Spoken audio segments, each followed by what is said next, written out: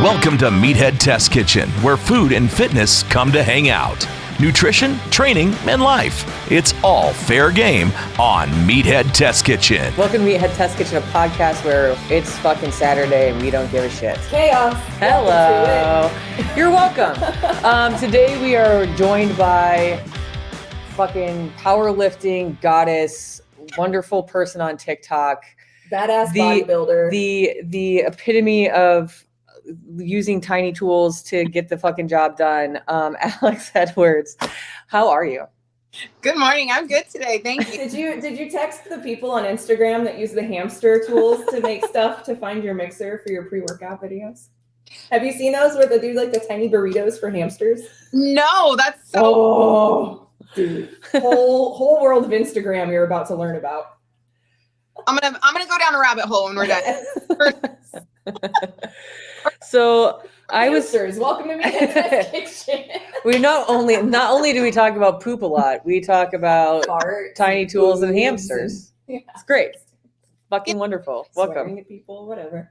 So a couple weeks ago, you put out a really great video about progressive overload, and we were like, all right, here's our excuse to have Alex on the podcast. Yes. So today we're going to talk about progressive overload because it seems like when people have questions about fitness, their biggest questions aren't always, well, should I eat this or should I do that? It's like, how do I structure my programming? Mm-hmm. There's a million different mantras. You see them on social media. You've read about them if you've, read any books about fitness. And it's honestly kind of, there's cut and paste for people to a point, but then you have to like custom work it. And when it comes to the custom working part, people are just kind of like, well, what the fuck do I do? Yeah. So this is why Alex is here. If you've not met Alex before, hello, meet Alex. She's a badass.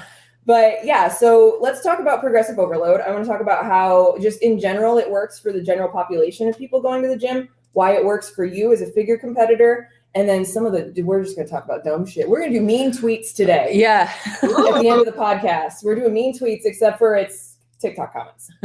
So Yeah. we're going to lightning round that shit later. Yeah. Welcome. So let's start off with like what just basis, like layman's terms, what the fuck is progressive overload? Well, dude, here's the thing. There are lots of different ways to track progressive overload, but if we look at it in its basest form, it's just doing a little bit more this time than we did last time.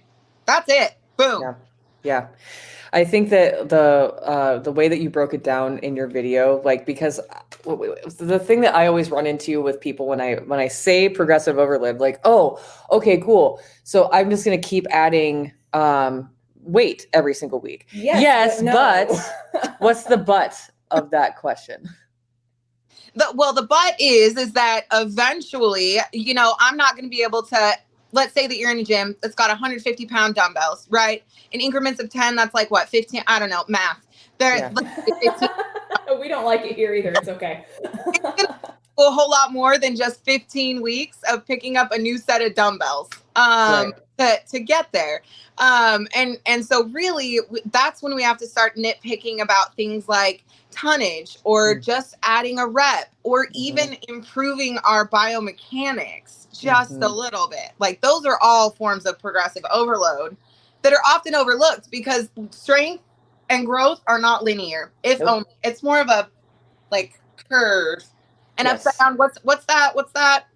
Again, we're in math here. The inverse, is that what it is? Yeah. Is it the inverse? I don't know. I never took stats because I failed out. You know what it looks like on a graph. Yeah. Just envision that.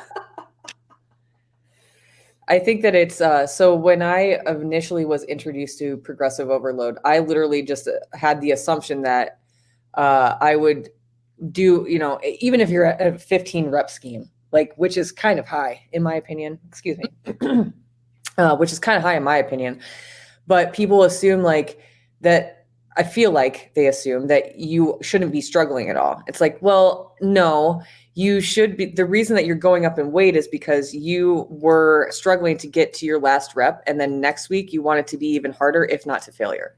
Yeah, but people think that the progressive overload part is the actual weight and not the stress that you're putting on your body. And that's the thing that they miss. If we're going to talk about shit that's not going to get us trending on TikTok this week, this is what's going to do it. Yeah. But like progressive overload is time under tension. That's the progressive overload part. People tend to lose. They focus on the number. Yeah. And it's the number can be important. I mean, if you're training for that, the number is absolutely important. However, if you're just training to move better and feel better, your biomechanics are going to be the most goddamn important thing of that whole situation. Right. And I don't care if you do body weight stuff, if you are, you know, a fuck around bodybuilder on the weekend, like it doesn't matter what you're doing, your biomechanics need to be on point. And I feel like any athlete at any level that is serious would tell you the same thing. Oh yeah, 100%. Yeah. I think that the way that you really broke it down, like spoke to me a little bit, because I was like, I always struggle with like how to explain it to people. So could you, like, if people haven't seen that video, can you kind of break down exactly what you did in that video? Because it was like fucking perfect. You're talking about the tonnage video, right? Yes. Yep. So somebody had asked a question about doing dumbbell bicep curls with 10s and then going up to 15s. And so with the 10s, they were doing 4 sets, and with the 15s, they were only doing 3 sets. But if you multiply the sets by the reps and then multiply that by the weight, whether it's the 10-pound or the 15-pound, then you can kind of figure out if you truly are lifting more this week than you did last week.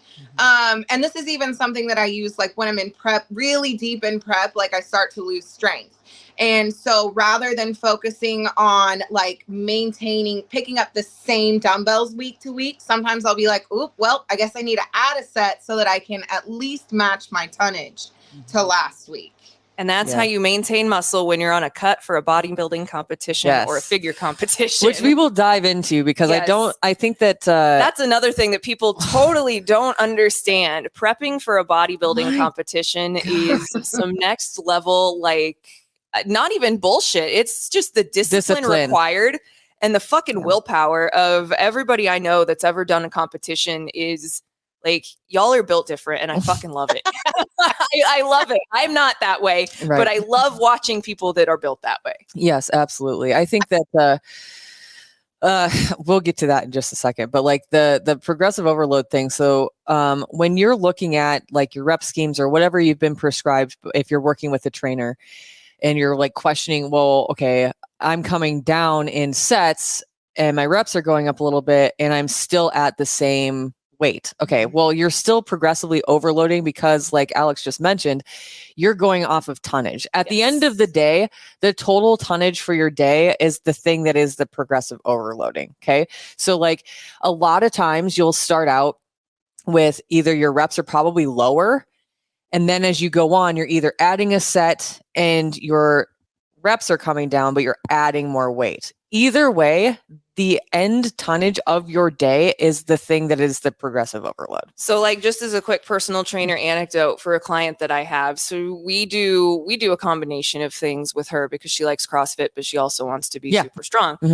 So like squats this week were like 80 or 85%. So she had 5x5s. That's very different than if she was at 60 or 70%, where I would give her 4 sets of 10 to 12. Like, that is like practical application. How, like, if your trainer is manipulating your sets and your reps like that, and you're like, well, the weight's more, but why am I doing less reps? Because the weight's more. It's the weight's more. Exactly. So like anytime, especially I feel like with like powerlifting, I just came off of that powerlifting segment of my training that I was doing, and you'll find your 1 rep max, for example, and then those percentages is what you're working off of. Your 1 rep max. You're working off the percentages of that. And some weeks it would be 4 sets. Other weeks it would be 3, but that percentage is incrementally going up. Yes. The reason that like 1 week you might do for example, you'll do 3 reps with, a lot of times RIR, by the way, is reps in reserve. So you are trying to put yourself under tension, and you're almost essentially like warming up at that point to what they're going to be asking you to do for the remainder of your sets.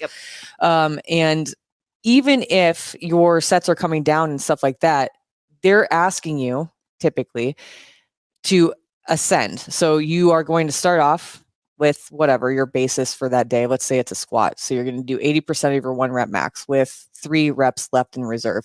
That's basically a warm-up set is what they're asking you to do. Get your fucking body used to this shit.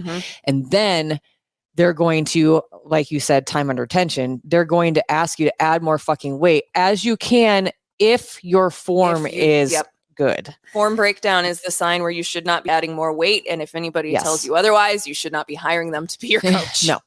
Yep. It's always under the impression that your form is correct. Yeah. But that's basically biomechanics. Yes. We're back at it again. Hello. Yeah, no, like, and the other thing is too, especially if you're looking at your own training, because everybody always compares how their training looks to other people, because that's just how we are. We're all training differently. You could tell them all that. They don't care. They're still going to compare their shit to other people's shit. Yeah. You also have to remember that there are other accessories and things that are programmed before and after these movements that you have to have energy for. So yes, I'm going to give you 5x5s on an 85% squat day, but then I'm also going to have you do thrusters or box jumps or something else that's also going to tax your legs. So you might still have shit left in the tank after you do your big lift, and that's okay. That's the point. You're supposed to get through the whole workout. Yes. Like you're doing the whole thing. You don't get to just go to the halfway point for the lift you want and then fuck off. Exactly. I mean, you can, but you shouldn't. Yeah. Not if you want to keep progressing anyway. Yeah, I mean, I'm nobody's fucking mother, but like if you don't show up and do the shit, how are you going to expect to get the reward? Exactly. I think that I feel like I talk about this every fucking episode now, but like the reason that I thought it would be good to like just kind of get nerdy about progressive overload, one is because I think it's one of those like fancy things that's just like thrown around now. It's like become like one of those like the key terminology. Yeah. Yeah. And then nobody will take the time to actually explain to people like what that actually means and what that looks like for an individual person. Because you can't make money off of people's confusion if you tell them how to do the thing, Sasha. We both know the answer is we're marketing. We have marketing degrees partially. Like I'm so sorry. My marketing brain is on fire constantly when I go to Fit Talk, dude. Like I'm not going to name names, but y'all know who you are. There's some people out there. I don't know how you got on our FYP, but like super glad. Yeah. I don't know how the cosmos linked us together, but goddamn, like we've got quite a few people that like will message us and be like, hey, thanks for actually talking about this. Cause it feels like when we talk about it, nobody wants to listen. It's like, well, if you look at our view count, nobody wants to listen to us either. Yeah. So. Yeah. No, I totally feel that, because it's like anytime you start talking about like practical application or, hey guys, like you're really overcomplicating this shit, then it's like, keep scrolling. And it's like, I don't know how to make this sexier for you. It's not as complicated as people want you to think. Yeah. Yeah. And I feel like we're like a lot of the information out there is just adding like undue fucking stress to people's lives. Like it's not fucking complicated shit, but it's been so convoluted because of the nature by people, and just like, again, we talked about this last week, but the principle of undoing bullshit is so much, the mountain to climb to undo a fucking lie is so much higher than the mountain to make the lie in the first place, which is nothing. Yeah. And totally. I tell my husband every goddamn day that we live in idiocracy. Like we have supercomputers in our fucking pockets and we think that peanut butter is going to give us cancer. Like, are you fucking kidding me? Right. Yeah. I think that it's really difficult. I feel like we've landed in this little happy place, like happy medium place where we've got, folks like you, and we have, Beth and Matt and several other people that are actually like doing the thing and like educating people with the amount of fucking citing that you have to do. Like, and I think that that's super important, but it's 100%. If you don't shoot people in the direction of like, okay, I'm saying this because this has been proven and here are the studies, like people don't necessarily want to go and fucking find that shit out and that's seek fine, it for themselves. But like, we're not saying anything that no one else has said before. Like we all, the fitness community, certified personal trainers, certified coaches, we're all pulling our information from the same fucking scientists. Like, so you have the same base information, but then you get these people like continuous glucose monitor fucking jagoff guy. Oh my God. That I'm not even gonna fucking name his name because I don't remember it and I don't care. But I ate bacon and my blood sugar didn't spike because you didn't have a motherfucking carb, bro. Exactly. Brother in Christ, you need to have carbs. And that's why your blood sugar reacts, because that's your body metabolizing the fucking carbohydrates. Yeah. Yeah. How do strangle people on the internet? How do you approach like kind of tackling some of that stuff when you are posting things? Oh, everyone's approach is different. Yeah, it is. I try to post stuff that I enjoy watching. And one of the things that I found is that, and this is no shade to other creators, but I don't enjoy consuming the stuff where they like stitch other creators who are making, yes, bullshit claims, but then they just like read them to filth and they're like borderline cruel to them. Yes. I enjoy consuming that. So I don't want to create stuff like that. So very rarely do I create that kind of content. I'm not saying I don't, because sometimes I get a bug up my ass, but don't we all? But I try to just like put things that are either on my mind or like conversations that I've had recently with clients at the gym, or like mindset conversations I've had with other bodybuilders. Like I just try to take those and wrap them up into 1 minute. And that's really the basis of my content. Yeah. And I think that, one, that keeps it engaging, but two, that sets you apart a little bit. Like I could literally just like go and like binge watch your page just because it's can and have. Yes, it's consumable, but it's also entertaining at the same time. Yeah, like when you do hilarious, let's go to fucking kindergarten class for protein, like fucking genius, by the way. But it's one thing to be informative, it's another thing to be informative and humorous. Yes. And not a lot of people can cross that and make that Venn diagram. So yes, hats off to you. Golf clap. They asked me to do an explain like I'm 5, and I almost didn't post the first one because I was like, condescending? Does this sound condescending?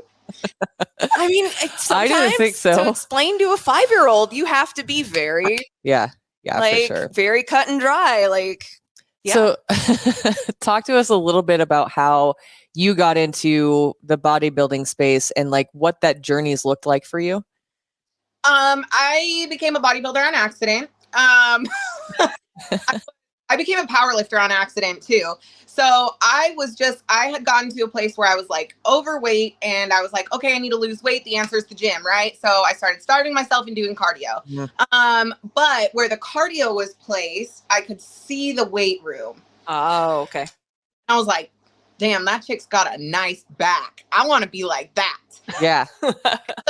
This is when there was only like bodybuilding.com. There were no YouTube channels or Instagrams or anything. The early days of fitness internet like were so weird and scary and like not an ad, but shout out to bodybuilding.com forums for fucking saving my life for the first 3 years of my fitness career. Like, for real. Dude. For real. But yeah, so they had like a basic template for like a bikini bodybuilder, and I was like, hell yeah, I'm going to do that. And so like I started kind of playing around with weights, and eventually I got to a point where I had enough like financial stability that I could afford to take some classes and take some like, some structured workouts and shit like that. And they were like, wow, you're kind of strong. You should try powerlifting, because one of the trainers was a power lifter. So I was like, okay. And then I went and got a gold medal, and I was like, wait, I like winning. I want to do that more. So, I did a few meets, got a few meets under my belt, and then I was headed to nationals in 2018. But my fucking husband proposed. Oh, fucking dick. What an asshole. Oh, a Halloween wedding, which is the real crux of the issue here. So we are kindred Halloween spirits, by the way. Yes. Yeah. Just found a new Halloween cup yesterday. I was just telling Sasha, Target's starting to put their hide and eek shit up on their website, and I'm fucking here for it. Yes. But yeah, so my wedding was scheduled 2 weeks before nationals, and I was like, man, I can either focus on a powerlifting prep or I can plan a wedding, but like I don't think I can do both. Yeah. So dropped out of that, got married, blah blah blah. And then at the end of that year, my husband was like, I really want to do a bodybuilding show. It's been a lifelong dream. Like, and I was like, okay. And like 20 minutes later, we had like client intake questionnaires in our email inbox, because that's just the kind of person I am. Let's fucking right. Scout. We did our first show in 2019, and I really fucked up my reverse, and I was like, well, I can't quit now. Like, I at least got to fix this before I quit. Because once again, I'd like put on a ton of weight. I hated the gym, and I needed to fix that. And then I did. that was probably the only good thing that came out of COVID for me, honestly, because I had that year to like not prep and I had access to my own facility. And, you know, then it was just like, all right, last year went really well. I reversed really well. And now I'm just in it, baby. Yeah. No, seriously. I think that's the one thing that I think that we try to stress to people all the time is like, find the thing that you enjoy doing. Everyone's like, what's the best workout? The one you'll keep showing up for. Yeah. One that you like, honestly. If you like Pilates, if you like, then do Pilates. Calisthenics, fucking do it. Like do what you're going to show up for every day. The other thing too, on the Pilates though, because that's been like a little TikTok, oh, Pilates is the best thing ever thing recently. It's not the best thing ever, but it is like sneaky torturous to your muscles. It is, but also people like look at these girls who are also doing spin classes and also lifting weights and also going to Pilates and also, you know, monitor their diet. And they're like, yeah, I'm going to get a body like that by doing 3 Pilates classes a week. You're not going to get jacked by doing Pilates. Sorry to tell you that. Those girls that are jacked doing Pilates also lift weights. The only way you're going to get jacked is by lifting weights. I think that's actually a really good question, because how do you specifically combat when people will come in? I know it's inevitable. Somebody's coming into your comment. What do you eat? What do you eat? Drop the workout plan. And when people are asking that, they're asking it because they think that if they do those things and eat that way, that's what they're going to look like. Can you kind of explain how you combat that kind of stuff? I'm always personally happy to drop a workout routine because sure, try it out. You might like it. You might hate it. Yeah. I'm always hesitant to share. I always show what I eat, but I never talk about how much. I didn't in prep. I didn't when I was in my bulking phase, and I won't now. I'll never share exact amounts, but I like to show what types of food I eat because I do the baking with a bodybuilder segment, and like I've gone out to eat and brought TikTok with me, but like the basis of my diet stays pretty consistent, you know? So I'm always happy to show that like the consistent ingredients in my meal plan or whatever. But when it comes to like the comparison game, I also like to have frequent conversations about, and I just posted one the other day where I was like, yo, we could be taking the same gear. We could be doing the same workout routine, eating the same amount of food, sleeping the same amount every night. And we're never, ever, ever, ever going to look the same. Yep. Ever. So I just try to like keep that consistent messaging across all of my content, which is super important because it is so predatory is the word I'm going to use, because I think it's a pretty apt description of fitness spaces on Instagram and TikTok, because someone's always trying to fucking sell you something. And it's like, yes, our job is based on selling you things. Hello, we're broadcasters by profession. We haven't been shy talking about this the entire time our podcast has existed. But like we talk about things we actually use, things that we've used forever. Like we're not, yes, we sell workout programs. I sell personal training and nutrition coaching, but like I'm not out there hounding people, scaring them into buying my product. Yeah, That's I think the fucking that difference. I feel like I'm constantly just repeating myself over and over and fucking over again. But if you don't keep saying the same stuff, people won't over listen. and over and over again, eventually somebody who either needs to hear it or hasn't heard it before is going to hear it. Yep. Like Yes. I'll post like a meal prep video on my personal account, but I won't post what I eat in a day videos, because I feel like that's just like furthering that segment of people who are like, okay, well, that person eats that in a day. And we talk about this all the time on the podcast. Like even the three of us in this conversation right now, even if we were doing the exact same thing you are, even if we were eating the exact same way you do, both Sadie is 17 feet tall. Than I'm 5'7", and I'm pretty sure that you're a little bit shorter than me. I'm 5'10". I'm not that tall. I'm short for an American, but I'm tall when I go to Puerto Rico. But even if we were all doing that same fucking thing, like I'm not going to look like you at the end of the day. I'm going to look like what I look like. So I think that it's really important to keep that conversation going, because at the end of the day, you have to fall in love with the meat suit that you inhabit. Like you just have to. You have to accept the fact that this is what your body looks like. I had to accept at some point in my life that I'm always going to be a lower body chunk. Like I'm cool with that now. Now you can smash watermelon. Right. Like it's fucking tight to be able to do that now, right? It's like, wait, have you guys actually smashed a watermelon? I want to so bad. I need to get back into lifting. I've been like my knee. I'm at least walking again now post surgery, but I had some muscle atrophy in my left leg. I got to fix before I could start smashing watermelons. Have you? Yeah, I'm scared to try. What if I can't? I know, right? I know. No, same. We should do a live. We should do a live where we try to we smash all get watermelons. Yes. And then we try to smash them. Yes. But I think it's like super important that you need a big watermelon. Yeah, because they're more hollow inside and they're bigger, but they're technically less dense. Yeah. Yeah. That's my theory. But I could be really wrong, so don't listen to me.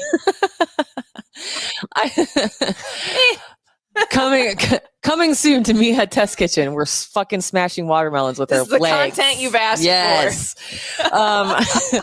But I do think that it's super important to also continue that conversation of like, you just got to fall in love with yourself. One, you have to love the process, but you have to end up falling in love with yourself at the end of the day, because that's going to make everything so much fucking easier. Which is fucking tough. It is. It really is. It's really hard. Really hard. People are out there like trying to get big asses and stuff. I'm like, I've always had a butt. I literally turned sideways without lifting, and I have it looks like a meanwhile dump truck. Mine regressed. I'm like, oh, but and then you just got to fall in love with yourself, and then fall in love with the process. It makes things so much fucking easier by like 1,000%. Find someone to guide you that makes it fun for you. Yes, that's really important. Yeah. So another a question that we get quite frequently is like, what do you do, one, when you plateau, but two, when you stop loving what you're doing and the way that you're lifting? Like, how do you combat that kind of stuff? Well, when it comes to a plateau, I'm just a stubborn person by nature. Maybe it's my Capricorn rising. Maybe I'm dumb. I don't know. But like I was plateaued on squats for at 225 for over a year. And again, I only had bodybuilding.com and the forums to go off of. So I would just come in the gym and like 3 times a week, I would squat 225 as much as I could and call it good. And then once I like wised up a little bit, I took to Reddit instead of just bodybuilding.com. Thank God for fitness Reddit. Oof. Yeah. But I was like, okay, all right, structured lifting program. And so that was a big shift for me to break out of plateaus. It's either like more work submaximally is honestly usually the answer. Work more submaximally, do more accessories. And sometimes and the approach I took to my bench when it plateaued is I just quit benching altogether. I started doing accessories, so many accessories. And then my bench exploded. So, it's sometimes you got to take different routes to get there. What was the other half of the question? I got sidetracked. I already forgot. Well, like when you get bored with programming, like, because inevitably as human beings, we're going to get bored at some point. So like, okay, you've plateaued, whatever, like you've just described that, and that honestly perfect fucking answer. But when you start to get bored with the things that you're supposed to be doing, how do you combat that? I usually start with why. I ask myself why. Why do I feel like this and only this is what I need to be doing? If it's like, for instance, right now, I have a hardline date, bodybuilding show. It doesn't matter if I'm bored. I'm going to show up and do it anyway, because I know that there will be an opportunity for some freedom afterwards. Yep. Now, if we're talking kind of that no man's land in between when I was powerlifting and when I was bodybuilding, I just started exploring new modalities. I fucked around with some Olympic lifting, which I'm not very good at. Me either, but it's fun to try. What? I'm not good at it either, but it's fun to try. It is fun to try. Very humbling. Very much. Yeah. But I fucked around with like some hot yoga. That was how I found spin, is because I was like, man, I'm really tired of my prescribed cardio, but I still want to get that cardio in. So I'm just going to try some new modalities. Yeah, for sure. I do want to take a second with cardio, because I feel like we've gotten to this place somehow.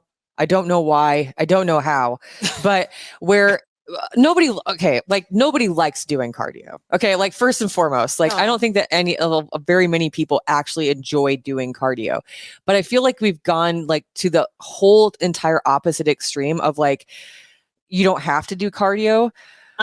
First of all, it's good for your cardiovascular health, and that's why you should be doing it anyway. But like, what are some of like your favorite types of cardio, and how often do you implement that into your training? Well, and backing up just a little bit, cardio is going to make you better at lifting, which is what I keep in mind when I really don't want to make myself do it. Yep. It's going to increase my work capacity. I'm going to be able to lift more for longer. But, you know, I just switch around modalities. So like I said, I really like the spin classes because it's 45 minutes of torture. But you're doing all kinds of like weird shit. So you don't even notice that you're being tortured really till it's over. Until you have to get off that tiny ass bike seat. Yeah, and then you're like, what the fuck did I show up here for? My ass hurts and my legs are tired. What happened here? What just happened? I'm a Stairmaster kind of hoe. I'll be on the Stairmaster, I'll prep. Again, because it's hard and they've got the little like intervals in there, so it's not just like straightforward trudging. I also occasionally I'll get it in my head that I really want to be a runner, and so like I'll do that for like 2 weeks, and then I'll be like, I'll catch me on the Stairmaster. I'm good. Yeah, it's what's funny about that is I've got I'm actually training somebody to do a half marathon, and she's so fucking competitive. And I'm like, dude, you're literally the time doesn't matter. None of this fucking matters. None of this fucking matters right now. You literally need to just get the miles in. And she's like, I know, but like, I go, this is literally a half marathon. It's not a sprint. Like you can't just like, You got 13 miles. you're going to blow yourself out in mile 1 and 2, and then you're going to be fucking dead for the rest of it. Like you gotta fucking temper those expectations. I think that like people also, a little sleep on walking. Like literally just going for a walk, still cardio, by the way. You're elevating your heart rate. That's good what for your cardio joints, is. by the way. Yes. You got shitty knees. You can't run. Go take a fucking Do your walk. legs hurt? You should go for a walk. Yeah. Oh, 100%. Yeah.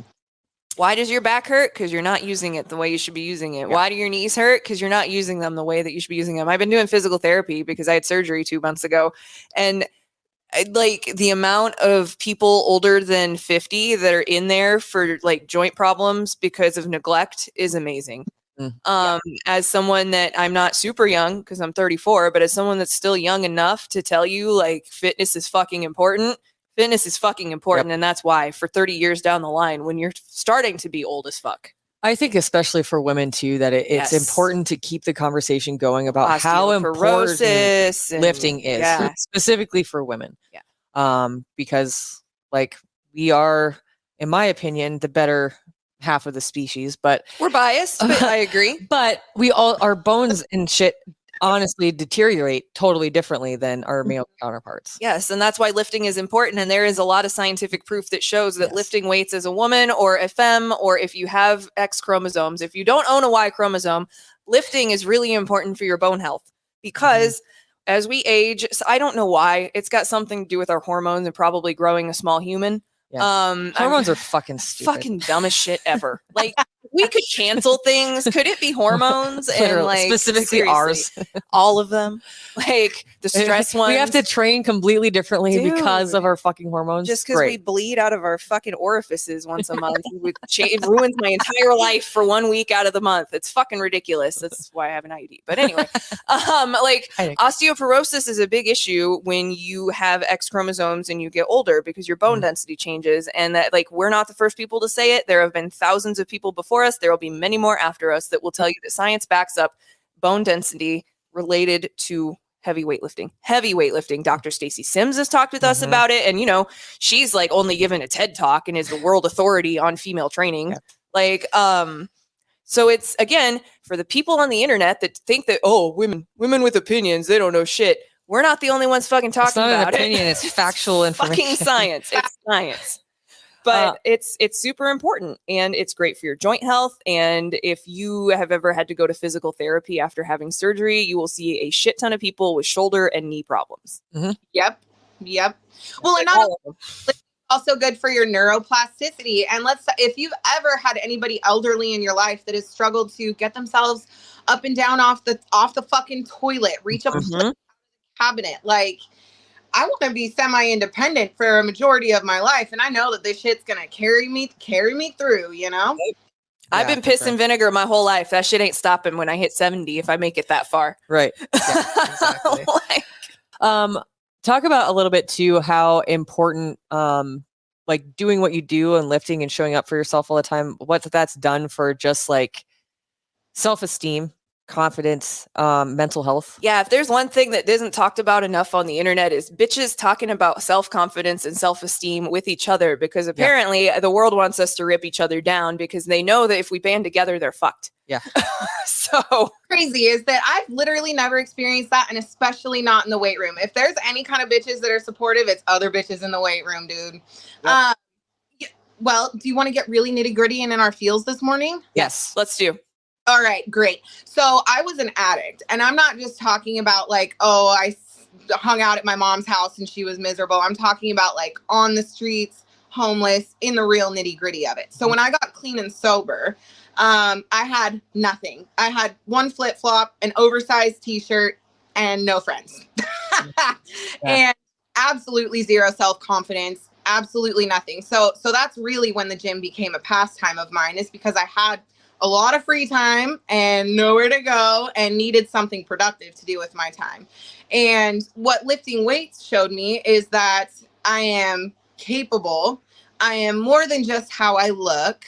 I am more than even my past. You know what I mean? And so confidence isn't just how I'm fitting into these clothes or how I look today, which had always been an issue for me anyway, even in my youth. But it's about how capable I am, how independent I can be, what I can accomplish, and proving to myself that I'm capable, not even to anybody else. Don't get me wrong, gold medals and trophies are awesome, but that's one day out of the year. There are 364 other days that I got to show up for me. But also high 10 for fucking beating addiction. That shit's hard. I'm an ex-teenage alcoholic. So I used to medicate as a kid with weed and beer and boys were my form of validation in high school. The show Euphoria probably could be a biography. Like Rue and she does opioids, I drank and smoked pot, but lots of similarities. I can't watch that show because it's too fucking real. Yeah. But like when people are like, how did you come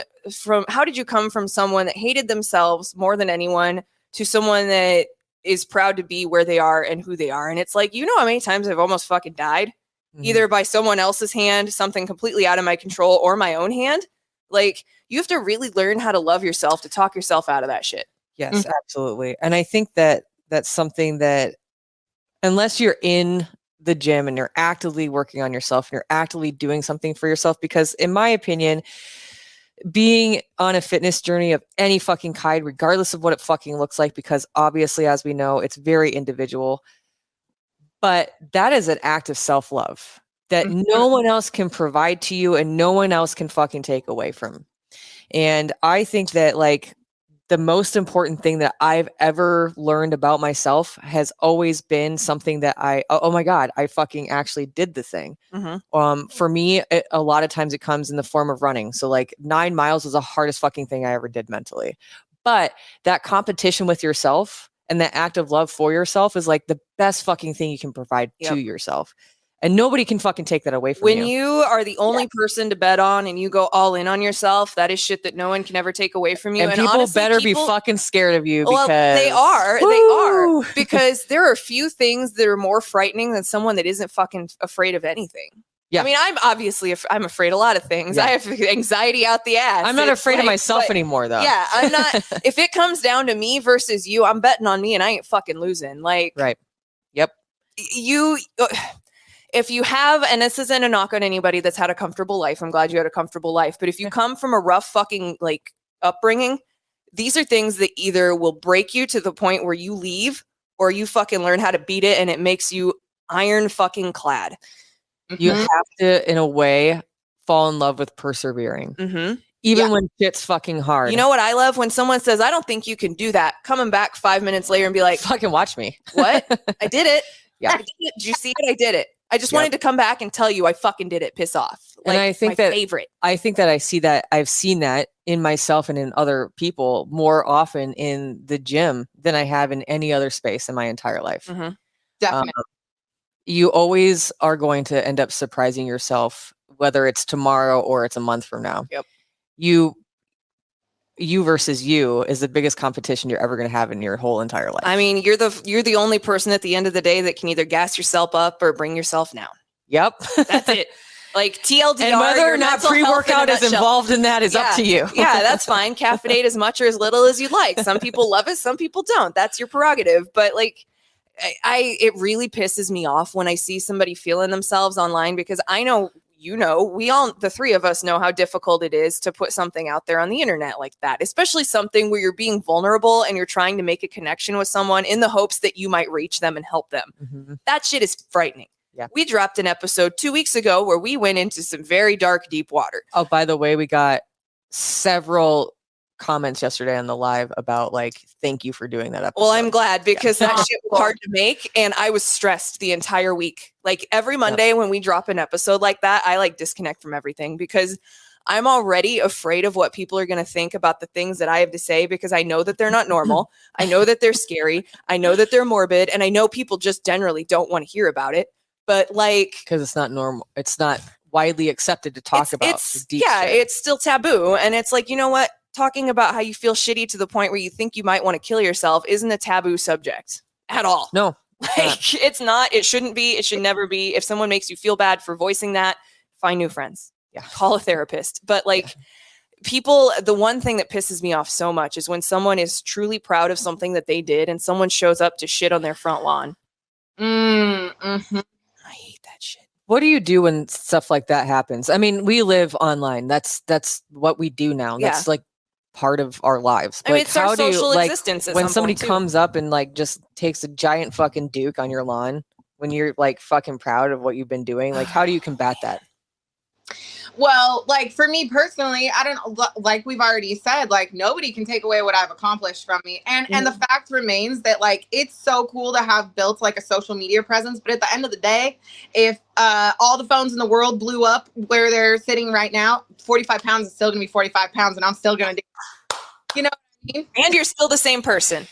Yeah, exactly. Exactly. It does not detract from my self-worth at all. So like, you know, I know it's so cliche, but it's really more of a reflection of who they are and where they're at and whatever. And it's true. I used to be that person when I was angry at myself. I took it out on fucking literally anyone else. And sometimes that was MySpace comment sections. Right. Oh, MySpace. Fuck. Because we're old. This is a podcast by old people. If you don't know what MySpace is, Google it. MySpace is what happened after Facebook, but long before Instagram took a foothold. Yeah. Yeah, old people on the internet. That should be like an entire episode we do sometime. I think about MySpace, cringe. But conversation, backing it back up just a little bit. The other conversation that I was having with my husband's son, who runs track, also an athlete, right? But he was pissed off about this guy that was talking shit to him at practice, and I was like, "Why is this dude living in your head rent free? You want to get the best of him, but he done already got the best of you, my dude." So, I'm big on not giving other people even the power to touch me and having those conversations with other people. Why does this person have so much power over you? Why are you're making a decision to let them shit on? I think that is a fucking brilliant way to put that, because the best revenge is acting like someone doesn't exist in my book. The way you make shit go away is by not giving them power. And you're giving them power by acknowledging the fact that they got to you. Yeah. Which is why I'm a huge thumbs up person. That's my new fuck you. Good for you, fella or gal or non-binary pal. The other day. You didn't get to me, and I'm not going to let you fucking take away from my day because you are miserable. That's not a me problem. That's a your side of the street shit. And you can keep know us. You don't know what we're actually abusing. Context is fucking important, and the only person in your life that knows the context of your life is fucking you. So it's like, man, you're opinionated about things. It's like, yeah, gee, I wonder why. Maybe it's because I've lived through them and I've realized how fucked up they are. Like, do you ever have that thought? Oh, this bitch is complaining a lot. Well, maybe she's making a fucking point. Yeah, for sure. So I think that we should do actually another episode soon with you, because this has just been fun. Alex Edwards, just another fit chick on TikTok, Quadzilla on the Instagram, badass bodybuilder, badass power builder, badass human. Yes. With some of the best blue hair I have seen in a long time. I fucking love your mint blue hair. Space it's great. buns. Yes, space buns are life. I need to just do one giant space bun since half my head is shaved. But thank you for coming on, talking about progressive overload and bitching about shit with us, because obviously we always talk about things that make sense, but then bitch about things that don't make sense. Sure. At the same time.